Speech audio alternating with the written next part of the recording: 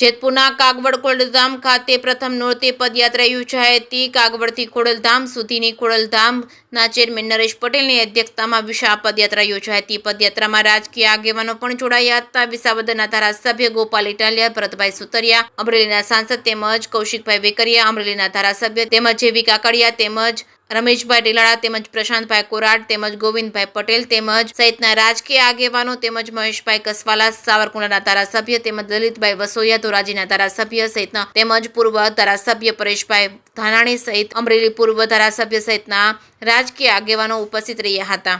કાગવડના ખોડલધામમાં પદયાત્રા સાથે ધર્મસભા પણ યોજાઈ હતી। ખોડલધામમાં યોજાયેલ સભામાં નરેશ પટેલનું નિવેદન, ખોડલધામના મંચ ઉપર ક્યારેય રાજકારણ કરવું નથી, વ્યવહાર આપણે ભાઈચારાનો બનાવી રાખવાનો છે। આ મંચ ઉપર ક્યારેય રાજકારણ આવવા ન દેતા અને ચૂંટણીઓ તો આવશે ને જશે, મતભેદો થશે, મનભેદો ક્યારેય ન કરવા અપીલ કરી હતી। 2017 પછી પણ મોટા કાર્યક્રમો આપણે કર્યા નથી। 2027માં પણ આપણે દ્વિશતાબ્દી મહોત્સવનું આયોજન કરીશું અને આ કાર્યક્રમ 3 થી 5 દિવસ સુધીનો રાખીશું। અનેક કાર્યક્રમોમાં લોકોએ પોતાના વિચારો રજૂ કરવા કહ્યું હતું અને નરેશ પટેલે આહવાન કર્યું છે। પદયાત્રાના અદ્ભુત ડ્રોન વિડીયો પણ આવ્યા હતા સામે।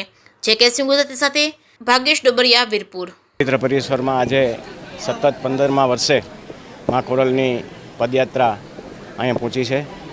પ્રથમ નોરતે માના ચરણોમાં આશીર્વાદ લેવા આજે આખા ગુજરાતમાંથી લેવા પટેલ સમાજના બહેનો અને ભાઈઓ જોડાયા છે, તે બદલ સૌને મારા અભિનંદન।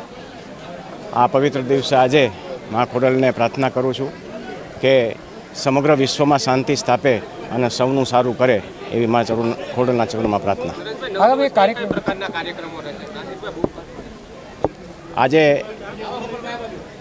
અઠવાડિયા પહેલાં ટ્રસ્ટ મંડળની અંદર એવો નિર્ણય લેવાનો છે કે 21/1/2027માં દશાબ્દી મહોત્સવ આપવો। એમાં મહાયજ્ઞનું આયોજન કરવું।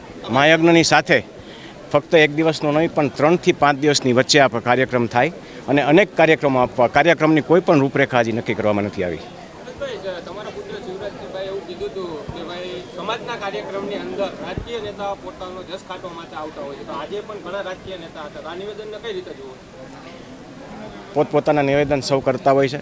એમાં મારો પુત્ર હોય કે મારો ભાઈ હોય, એની સાથે કોઈ સંકલન અત્યારે આપ ન કરો।